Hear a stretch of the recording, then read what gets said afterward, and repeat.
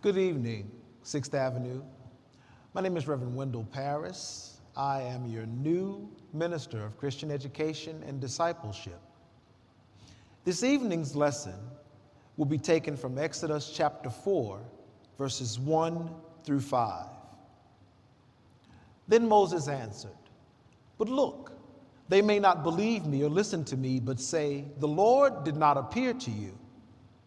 The Lord said to him, 'What is that in your hand?' And he said, 'A staff.' And he said, 'Throw it on the ground.' So Moses threw the staff on the ground, and it became a snake, and Moses drew back from it. Then the Lord said to Moses, 'Reach out your hand and seize it by the tail.' So he reached out his hand and grasped it, and it became a staff in his hand. So that they may believe that the Lord, the God of their ancestors, the God of Abraham, the God of Isaac, and the God of Jacob, has appeared to you." This is God's blessed word for God's blessed people. We give thanks to God for this word. My grandfather used to read a poem to me entitled "The Touch of the Master's Hand." 'Twas battered and scarred, and the auctioneer thought it scarcely worth his while to waste much time on the old violin, but he held it up with a smile. "What am I bidding, good folks?" he cried. "Who'll start the bidding for me?"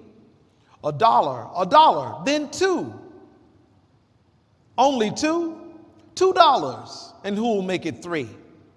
$3 once, $3 twice, going for three, but no. From the room far back, a gray-haired man came forward and picked up the bow. Then wiping the dust from the old violin and tightening the loose strings, he played a melody pure and sweet as a caroling angel sings. The music ceased, and the auctioneer, with a voice that was quiet and low, said, "What am I bid for the old violin?" And he held it up with the bow. $1,000, and who'll make it two? 2,000, and who'll make it three? 3,000 once, 3,000 twice, and going and gone, said he. The people cheered, but some of them cried, "We do not understand. What changed its worth?" Swift came the reply, "The touch of the master's hand."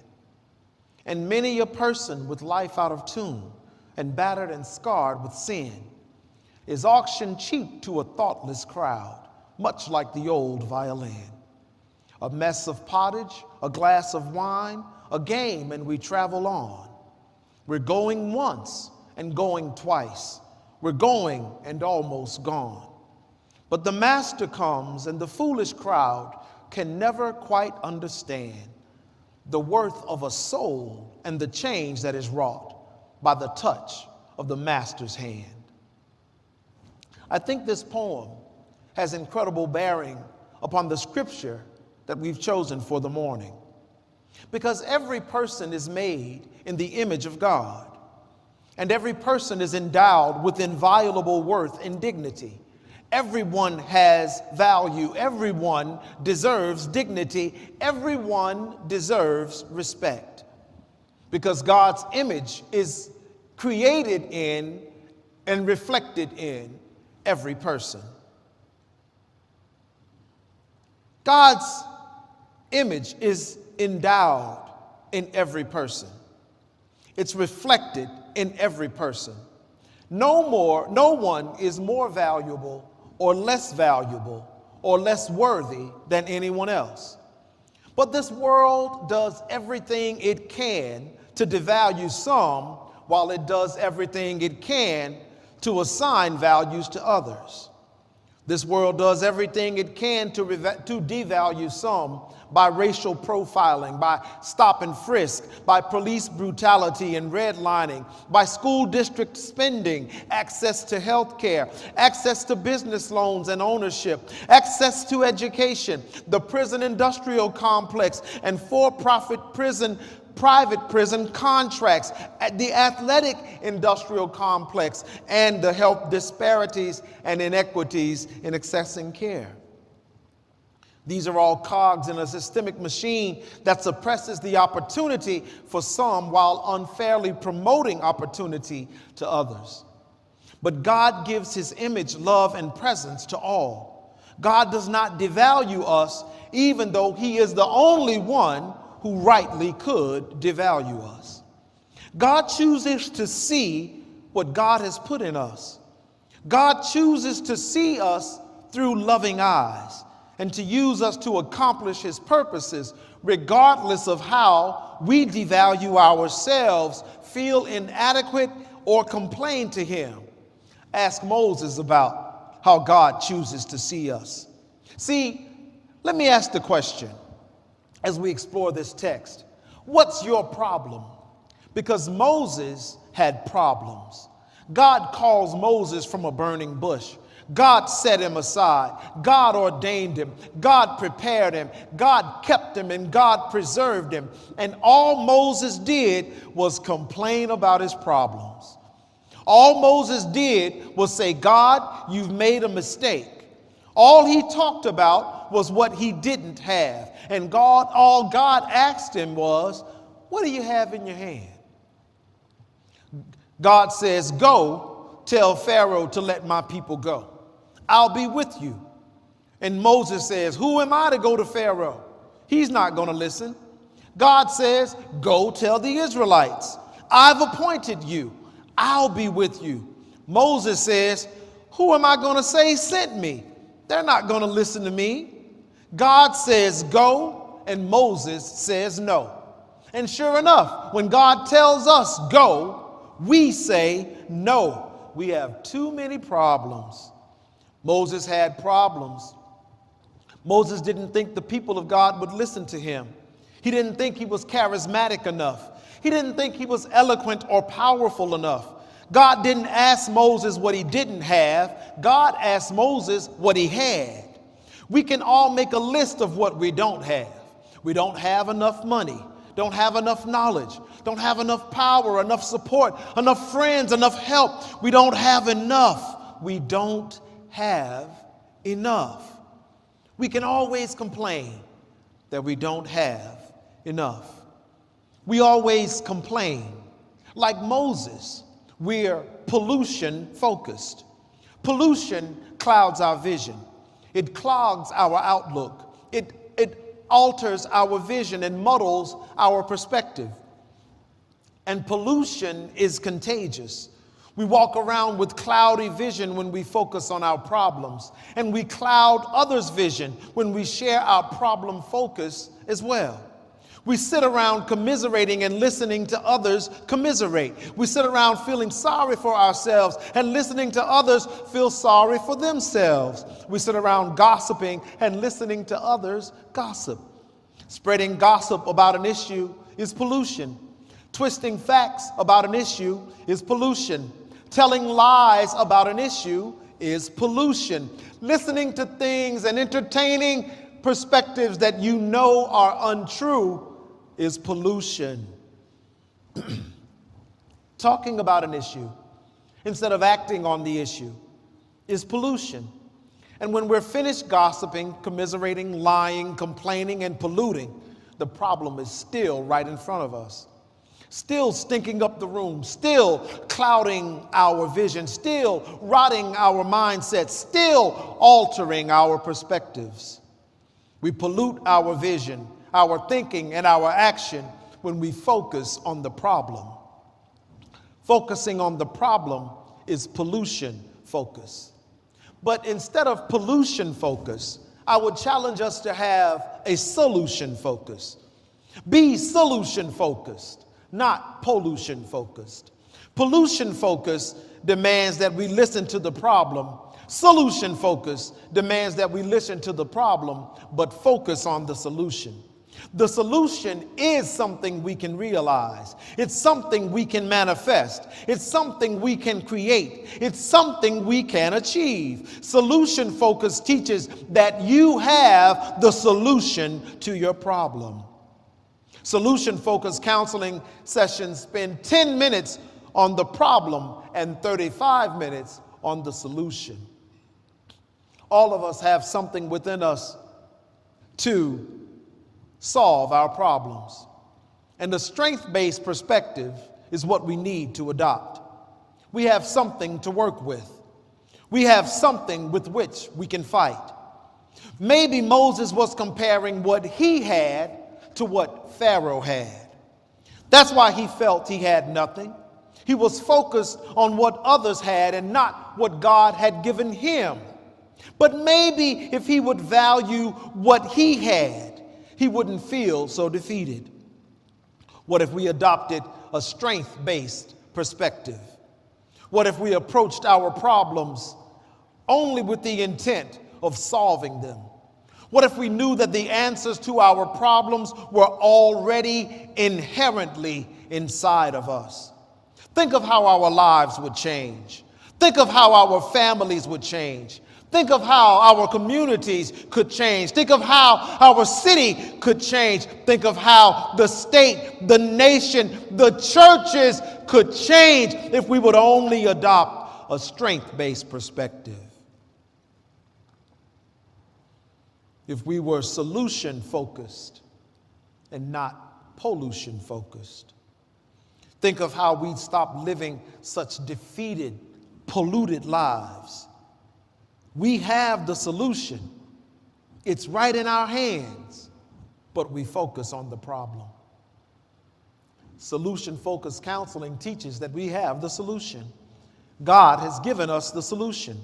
God has provided the power we need. God has given the strength we need, but we aren't using it. Every time Moses complained, God supplied. Every single time. But Moses couldn't praise God for what he supplied. He was too busy complaining and questioning to realize the solution to his problem was already in his hand. God gave him all he needed the first time he opened his mouth. God said, I will be with you. That's the answer to every complaint. I will be with you.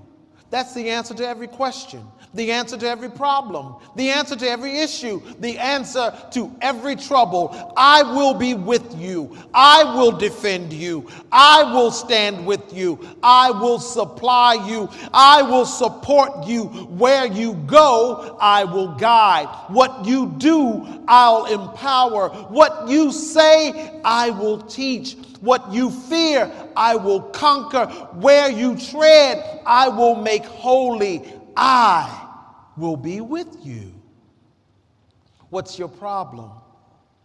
God will be with you. What's your issue?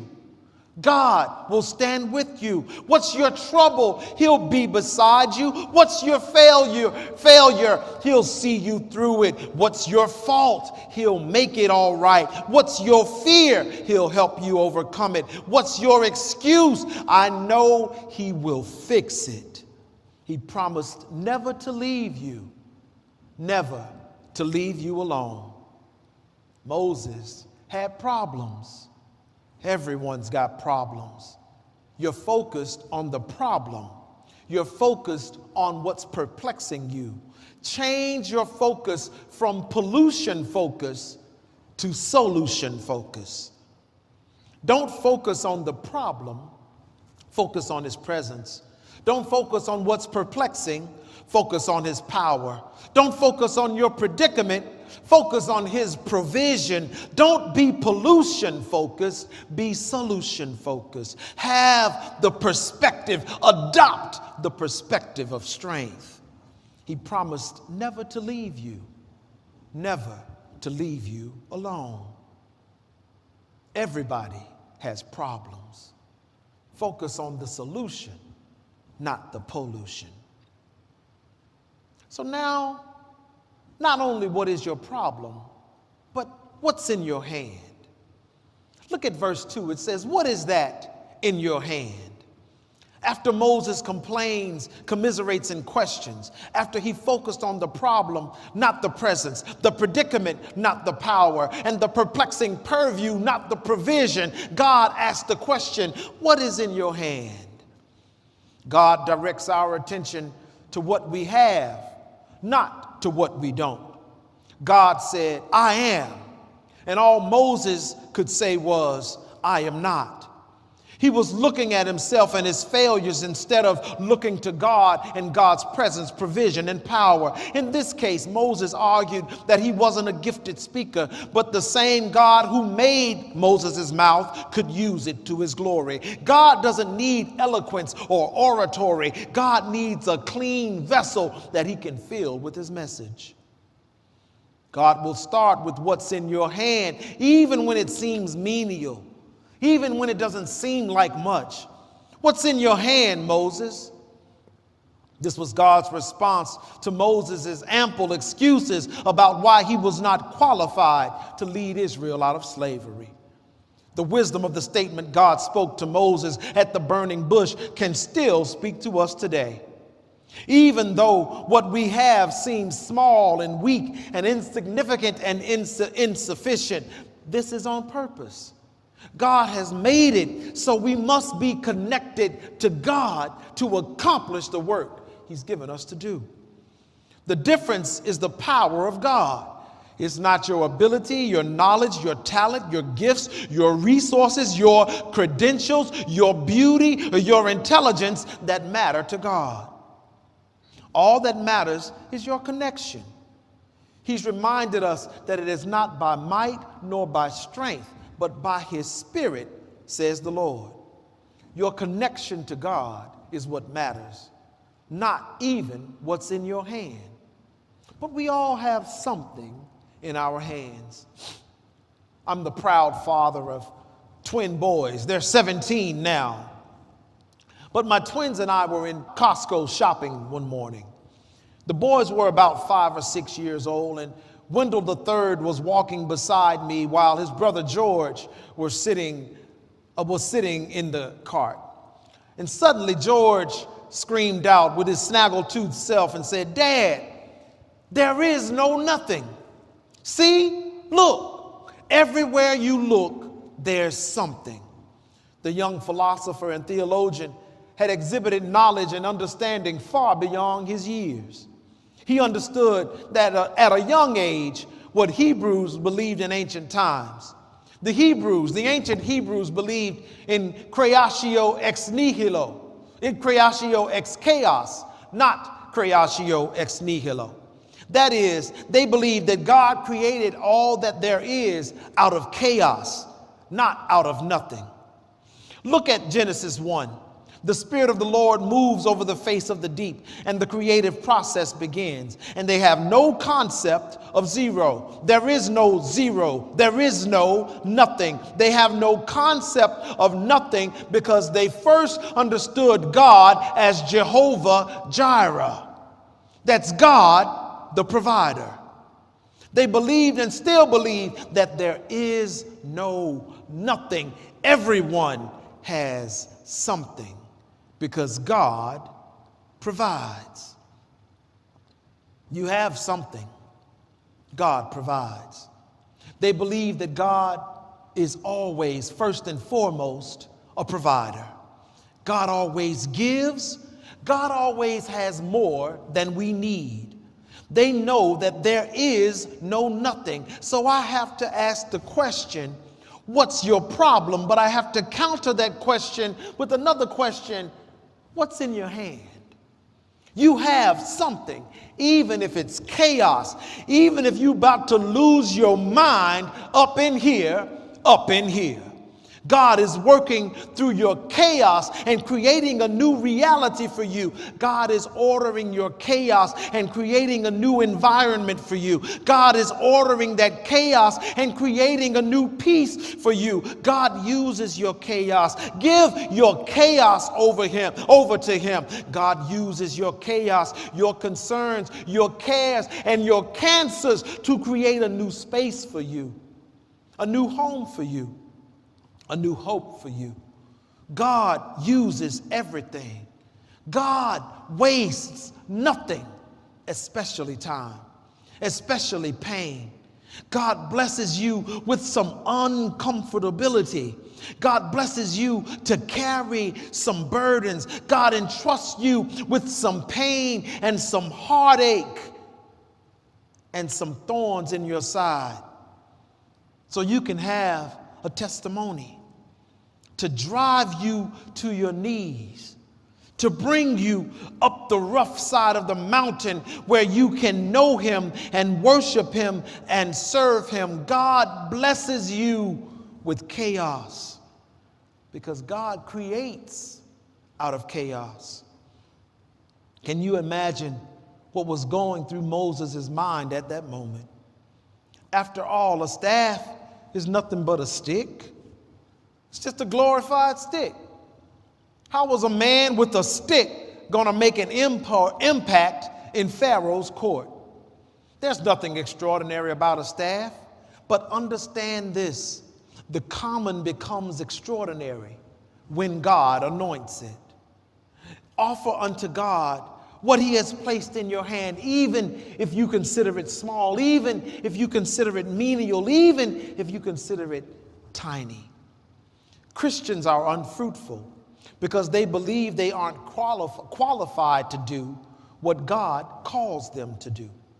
But what's in your hand means whatever is in your care or in your control can be used to the glory of God.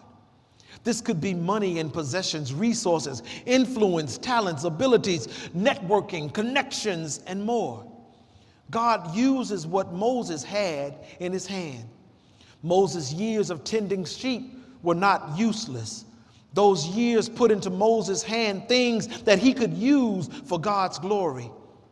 God didn't use the scepter that was in his hands during his years of royalty in Egypt, but God does use the simple shepherd's staff. God gives us everything we need to get God's work done. We just have to use it. We have to pay more attention to the presence of God. Psalm 23 makes it clear. Yea, though I walk through the valley of the shadow of death, I will fear no evil, for thou art with me. The presence of God is God's most powerful aspect. Moses' staff is nothing out of the ordinary. It's just a stick. But his power comes from God. God takes what's in our hands and uses it if only we will trust him. The rod is nothing by itself, but in God's hands it becomes power. Moses' own hands had killed a man, but in the second miracle, God showed him that he could heal the weakness of the flesh and use Moses for his glory. His own hand was nothing, but in God's hand, it could do wonders. What's in your hand? A basketball can't do anything, but in Michael Jordan's hands, it could win 6 National Basketball Association titles. A tennis racket can't do anything, but in Serena Williams' hands, it's worth $27 million, and it can win 23 Grand Slam championships. A golf club can't do anything, but in Tiger Woods' hands, it can win 79 PGA Tour events and 14 Grand Slam championships. A pencil can't do anything, but in Robert Robertson Taylor's hands, it can help him become the first academically trained and credentialed black architect in America. It can design Tuskegee University. A rod is nothing but a stick, but in Moses' hands, it parted the seas. What's in your hand? What will God do with it? How will God bless your life and the lives of those around you with ordinary stuff? How will God bless the world with the regular old stuff that God has entrusted to your hand? Everybody has something. God provides. God gives. There's something in your hand. There's something in your power, something in your purview, something in your control. What's in your hand? God will take it and use it for his glory. You have something. There is no nothing. What's in your hand? Next, we need to look at releasing it. Throw it down. Everybody has something, but everybody must release it. In those 4th and 5th verses, it says, "Then the Lord said to Moses, reach out your hand and seize it by the tail. So he reached out his hand and grasped it, and it became a staff in his hand again." See, we're shaped for God's service. The Bible terms this as ministry. Service to God is ministry. God asked Moses what was in his hand. Moses said he had something in his hand. Then God told Moses to release it. He told him to throw it down. And when he threw it down, it became a snake. God put his power in Moses' hand. What do we have in our hands? What are we overlooking? What have we forgotten simply because our problems seem too big for us? God has promised that he's with us and that he's given us some things, but we've overlooked his blessings. They're too simple. They're too ordinary. They're too commonplace. We're looking for the miracle. We're looking for the magnificence. We're looking, but God works through the mundane. God works through the ordinary. God works through the everyday things. God works through the things and people and places we take for granted. God uses everyday stuff to do once in a lifetime things. God uses everyday things and ordinary people to do extraordinary, miraculous things. Moses had a simple stick. It was just a simple staff. But Moses' staff became known as the rod of God. How is God going to use the simple things he's given you to bless his name and his people? Acts 4:30 says, "Stretch out your hand to heal and perform signs and wonders through the name of your holy servant, Jesus." Shamgar, what's your problem? What's in your hand? An ox goad? Watch me use it to slay 600 Philistines. Samson, what's your problem? But what's in your hand? A jawbone of a donkey? Watch me use it to slay 1,000 Philistines. Ruth, what's your problem? But what's in your hand? You're hungry? Go and glean from your cousin Boaz's field. Elisha, what's your problem? But what's in your hand? A little oil in a jar and some empty jars. You have neighbors with empty jars? Watch me use the little oil and the empty jars to free a widow's son from slavery. David, what's your problem? But what's in your hand? A shepherd's staff, a slingshot, and 5 smooth stones? Watch me use them to slay a giant in my name. Disciples, what's your problem? But what's in your hand? You need to feed 5,000, not counting women and children. But what do you have in your hand? 5 loaves and a few small fish? Watch me feed the multitude. We all have problems, but we all have something in our hand. As we release what's in our hand, he releases what's in his. He is ready and willing to anoint what's in your hands. Are you willing to let him? Moses, what's your problem? But what's in your hand? A rod? Throw it down. Watch me turn it into a snake that eats all the other snakes in Pharaoh's court. Stretch out that rod and watch it part the Red Sea so that my people can be led to freedom and safety. Strike the rock and see a river of fresh water pour forth from it so that my people can drink. And not only that my people can drink, so that they can feed their livestock as well. Raise it over the battle of Rephidim and watch Israel win the battle. Throw it down, release it, give it to God, because when God gets in it, it's enough. When God gets in it, it'll surprise you. It'll scare you. When God gets in it, it'll challenge you. It'll change you. When God gets in it, it'll encourage and anoint you. When God gets in it, it'll empower and protect you and provide for you. When God gets in it, what little you have in your hand is more than enough. God got in a rock and caused a river to flow from it. God got on a donkey and caused it to speak to a rebellious prophet. God got in an axe head made of iron and caused it to float to the top of the water so the young prophet could grab it. God got in a little pot of oil and caused it to multiply till it met every need and provided an abundant overflow. God got in a rock and a piece of leather and brought down a giant fully armored. God got in Aaron's rod and it produced almonds overnight. God got in a box and they called it the Ark of the Covenant. God got in an old rugged cross and some rusty old nails, and it produced salvation one time for all time for everyone. God got in the life of a poor, homeless tent maker and provided salvation for all. What's in your hand? Give it to God.